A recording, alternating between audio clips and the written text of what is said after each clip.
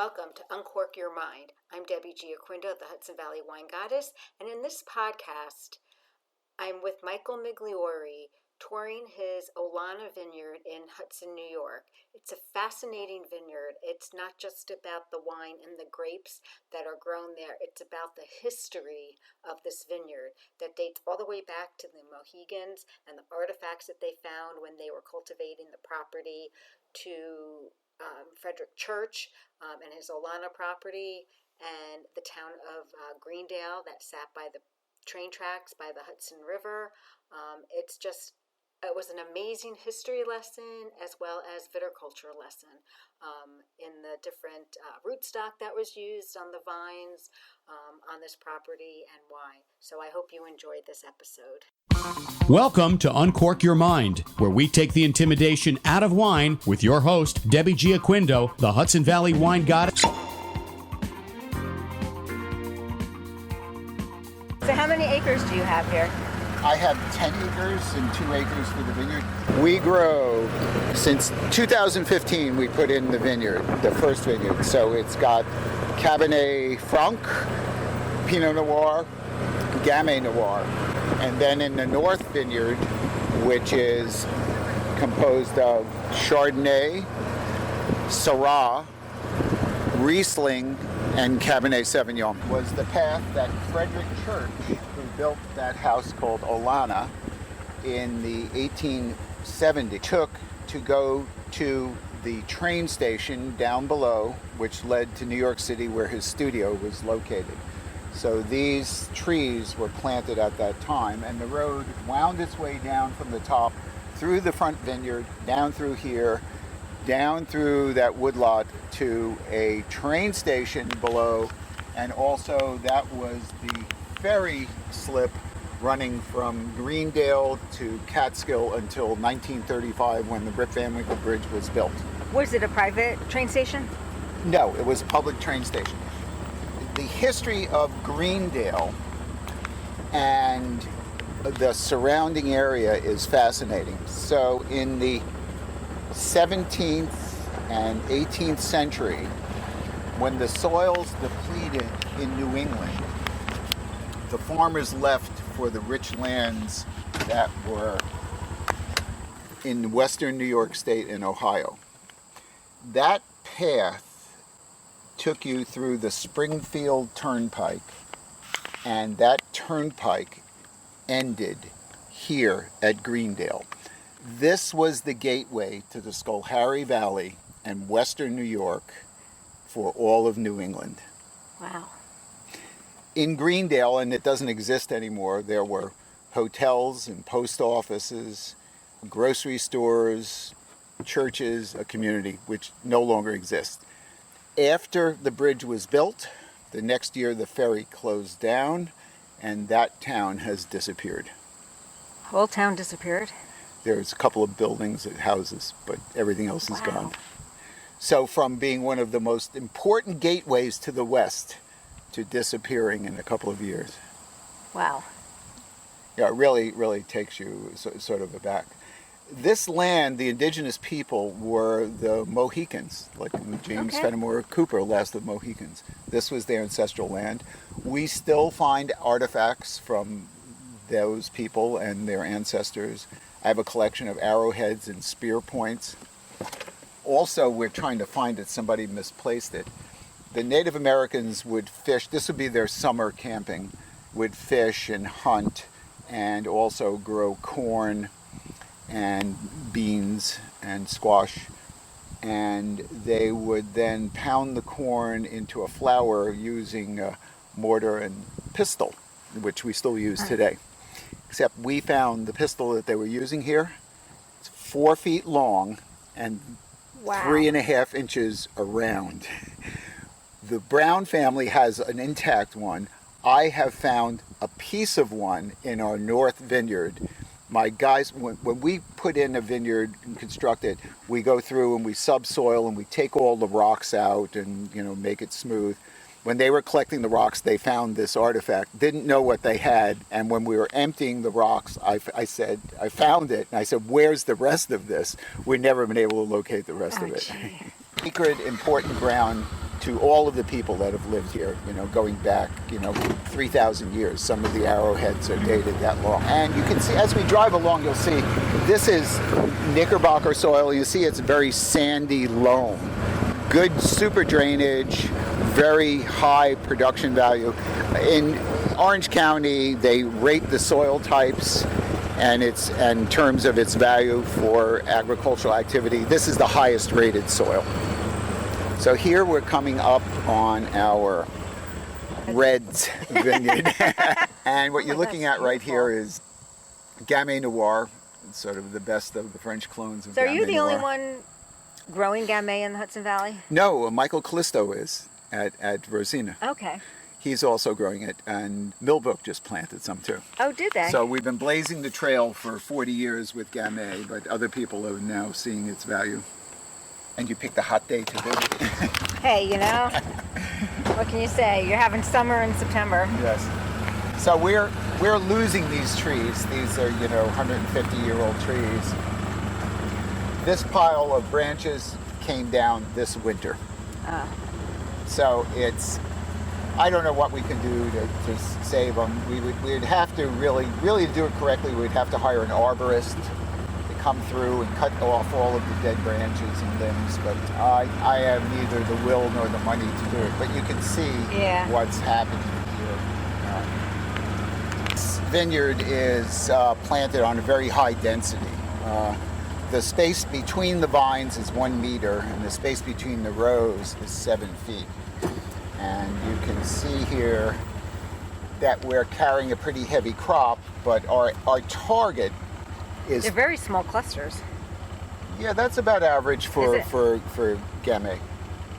They're, you'll see in our Syrah in the front, they're big clusters, but and this is, targeting 5 tons per acre, and we're getting like 4.5 or 5 tons, somewhere around there. And yes, harvest, and it's, do you deter the birds by putting netting? Yes, we do that. We have, you'll hear in the background occasionally, electronic bird scare device, which mimics the distress call of trapped birds, and also mimics it's actually not mimicking, it's the actual call of hawks that will attack birds.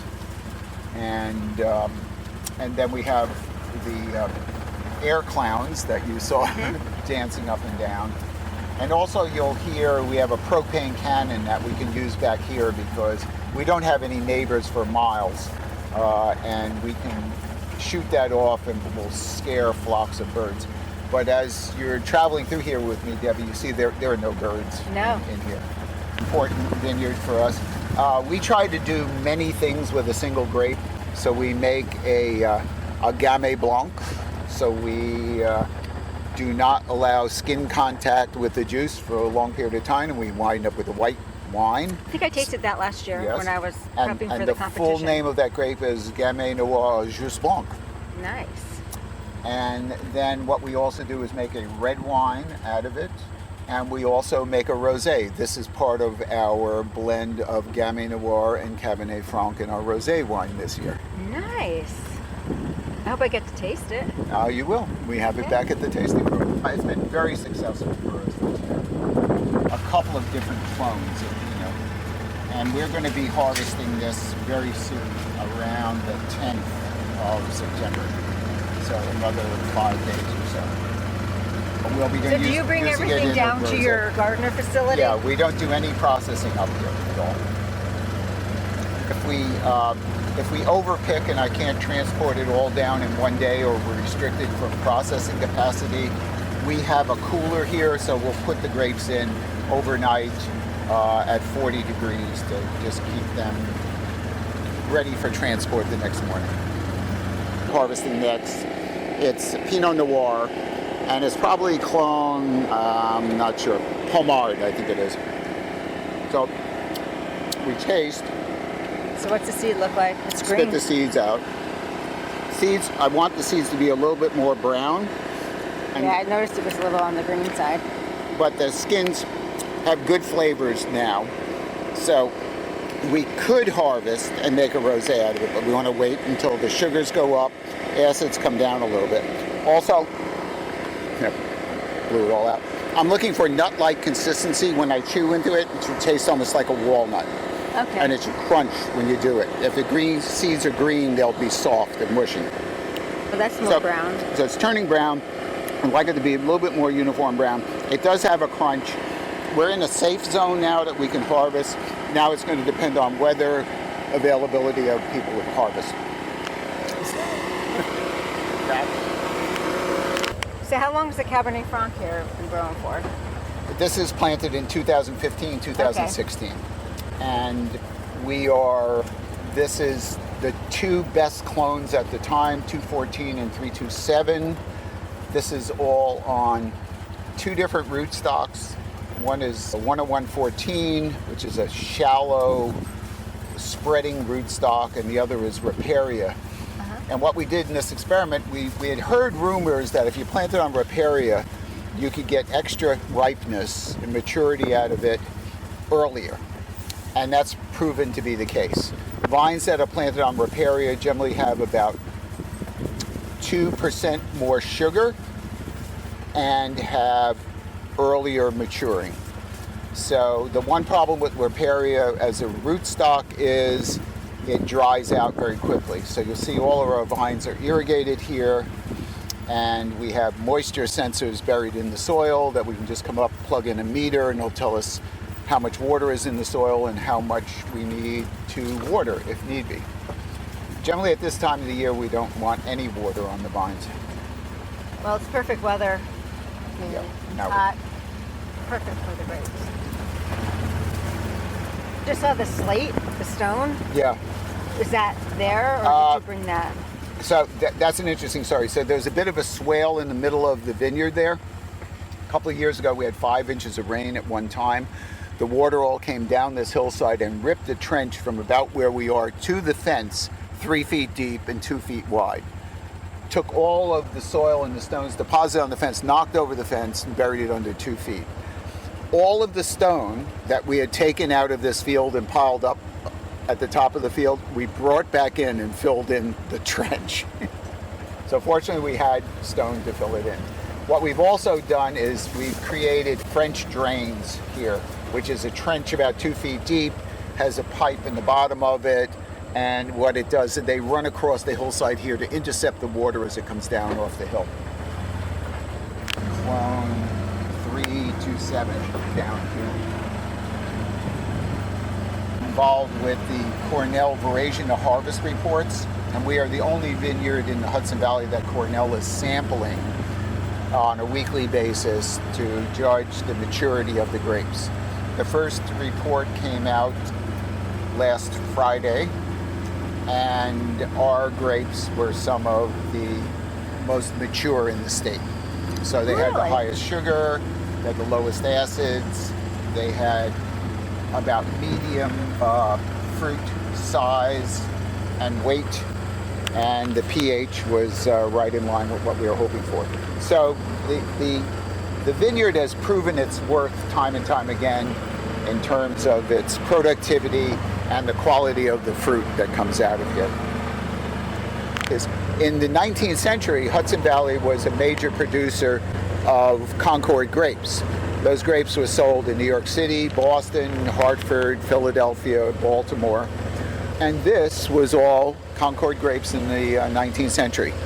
Prohibition came along, there was no more a market for it, and that was the dawn of the age of apples. So for the next 100 or so years, this was planted in apples and cherries. Now it's come full circle again, back to grapes. But you've kept the cherry trees, you've kept some apple trees. Yeah, I keep those legacy trees, but it's nothing. This was 120 acres of cherries at one time, and there's very little few cherries left. Yeah, there is still a processing plant here. The family they were mostly for the baking industry, so sour cherries. They would be picked, washed, pitted, and go into 5 and 30-gallon drums, which then went into a freezer unit, which still works here. And then that would be sold over the winter to the bakery industry. Wow. So is this your northern part of the vineyard? Yeah, it's a north vineyard. It's called Lucky Horseshoe. I don't know if you noticed there are horseshoes on the gate. And it's called Lucky Horseshoe because The first vine we planted in the first row, as we planted the vine, there was a horseshoe in the bottom. And where did the horseshoe come from? Well, this was in the 17th, 18th century. This was all farmed with a horse. Plowed, disked, collect apples. Yeah, it was the horse that was the power behind the vineyard. And at that time, it was probably grapes until the turn of the century, and then the Brown family, who owns this and has been here, they just celebrated their 100th anniversary. They had cherries and apples in here, which were the fruit that I took out. Yes, they did a good job. They lowered the nets, except for 3 rows. Okay, we'll be back tomorrow. So what do you grow here on this site? This is Chardonnay. So this is Chardonnay. Here's the key. So Chardonnay clone is 69, and the rootstock is 10114. And this clone was very high production last year. This yielded over 4 tons per acre. Wow, that's a lot. Yes. Super quality fruit. And what wines can you see this Chardonnay in of yours? You can see it in our Reserve Chardonnay, Steel Chardonnay, and Blanc de Blanc Champagne. A heavier canopy or heavier grape crop up here because there was better air drainage at the top. Did you lose anything from the frost in the spring? At our home vineyard, we probably lost 40%, and in here, we didn't lose vines, we lost yield, so we probably lost 10% yield. Change. This is now Chardonnay, clone 1066, just like the Battle of Hastings. And it's on a different rootstock. It's on 3309.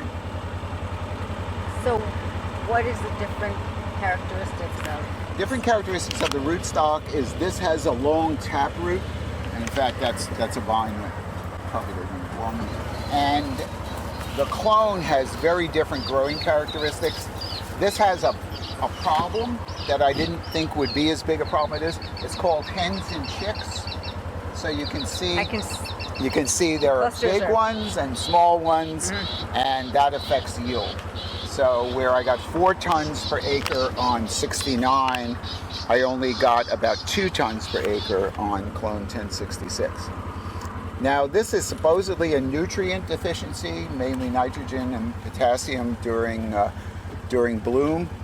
We applied a whole bunch of nitrogen and potassium and we did not fix the problem. It got a little bit better than it was last year, but it's still a problem. If I can't fix this in the next 2 years, I will probably graft over a different clone, which is a big expense. Will you keep it Chardonnay? Keep it Chardonnay. I actually need more Chardonnay. We are always short Chardonnay. Even though there's another vineyard next door that I usually buy all the Chardonnay from, he had some frost damage this spring, so I'm not sure if we're getting any Chardonnay from him this year.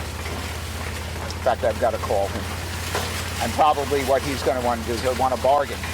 He'll say, okay, you can have my Chardonnay, I want your Pinot Noir or your Gamay Noir or your Cabernet Franc. So it's a trade. So we'll see what we can do. Raw clone 5. Took a real beating with winter injury, not so much frost, but winter injury here. So you can see there's a very missing clusters, missing vines. But when a vine is healthy, we get big, beautiful clusters. So this is all Syrah. Syrah clone 5. So tell me, why did you decide to plant Syrah?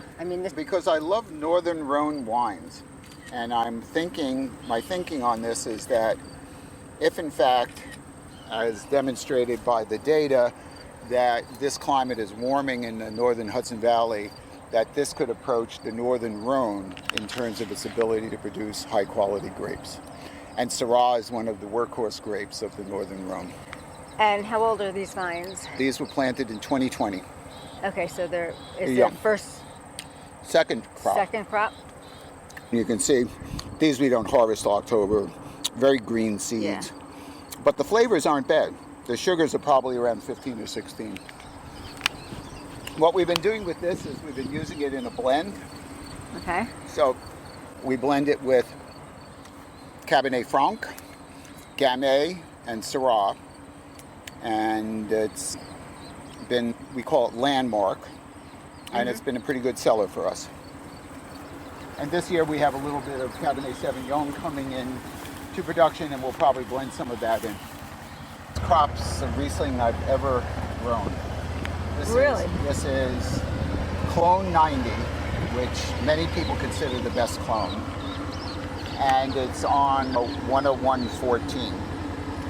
And as you look and we go along here, you'll see the density of the clusters that we have here. This is a beautiful, disease-free, super wonderful Riesling block that I'm just hoping and praying we can bring in to its full potential this year. Beautiful.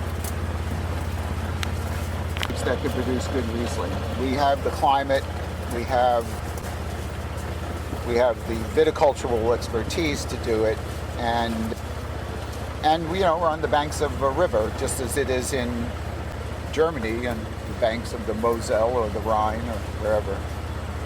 And how does the climate affect it? I mean, it it from frost. It pushes and a little bit later than everything else, so it's not so susceptible to spring frosts. Even though we had a frost up here, this was not budded out to the stage where it was really vulnerable. And it is winter hardy. It's one of the most winter hardy grapes, this and Cabernet Franc. And it is high yield, as you can see here. Yeah. And no, because of what you see here, this planting density of 1 meter apart this way and these narrow rows, we are aiming for high density. Now, if this was a vine just sitting out by itself, it would probably be producing, I don't know, maybe 3 tons per the acre, which is about the normal yield. But because we packed them all in, instead of 800 vines per acre, we're running 1,400 vines per acre. We're looking for a much higher yield. And it's just the economics of it. As long as we can produce high quality grapes and wine, then it just makes more sense to get higher yield out of it. There's nothing magical about low yield unless it's overcropped. And these are clearly not overcropped. It's a couple of rows of Cabernet Sauvignon. And it's basically an experiment. Rather than planting acres of it, let's see if we can yield it. And let's see if we can yield it and make good wine out of it. So this is the first year that we're going to be getting grapes off of this. So when did you plant them? This was planted in 2021 and 2022. And even this year we put in some more. So it's got some issues. Here's a vine that, just died out of the blue. This is all a virus, leaf roll virus. So the nursery we got it from was not free of viruses. That sucks. Yep, that vine will have to be replaced. These all look sort of okay. So I know you can grow Cabernet Sauvignon in the Hudson Valley because, I bought grapes from other growers that grew it along the banks of the river. Tom Maynard, for years, grew Cabernet Sauvignon for me. So we're going to hopefully put in more vineyards, and if this experiment plays out in the next couple of years, we will plant some more Cabernet Sauvignon. You'll harvest the Cabernet Sauvignon in November? Yeah. That's usually when I harvested at Tom Maynard's, and it was usually, sometime around November 5th or something. I suspect it won't be that much different here.